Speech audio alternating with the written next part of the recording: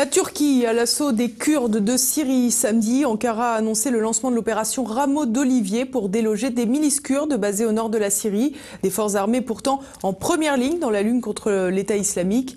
Une offensive qui divise les puissances engagées en Syrie. Pierre Bergeron. Offensive turque en territoire syrien, soucieuse de juguler l'influence kurde implantée dans le nord du pays. Ankara a commencé à bombarder les forces du YPG, la branche armée de l'Union de protection du peuple, dès jeudi dernier, avant d'envoyer des rebelles syriens dans l'enclave d'Afrine. Le but, empêcher l'installation des troupes kurdes en établissant une zone de sécurité sur 30 km depuis la frontière. Des forces kurdes qu'Ankara considère comme terroristes pour ses liens avec le PKK, le parti des travailleurs du Kurdistan qu'elle combat depuis 30 ans. Selon une ONG, au moins 21 Kurdes, dont 18 civils, ont été tués en 48 heures dans des tirs de missiles de l'aviation turque.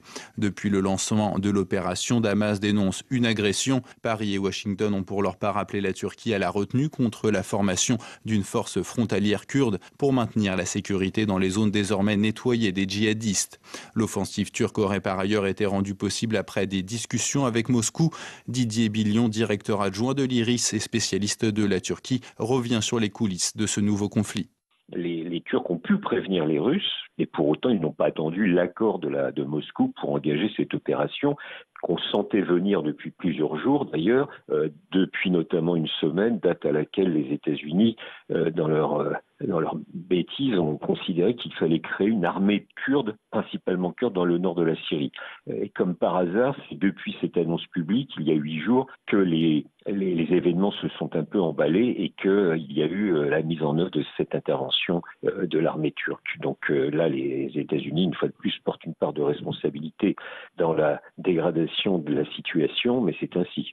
Face à l'offensive d'Ankara, un chef de guerre kurde a déclaré que ces 10 000 soldats ne resteraient pas spectateurs, évoquant même la possibilité d'une incursion en territoire turc. 6 roquettes ont déjà été tirées sur 2 villes frontalières turques, faisant 1 mort et 32 blessés. De son côté, le président Erdogan a promis la réussite de son opération d'ici très peu de temps, mais de nombreux analystes s'interrogent quant à la possibilité de son armée de mener cette mission avec les purges organisées après la tentative de coup d'État en juillet 2016.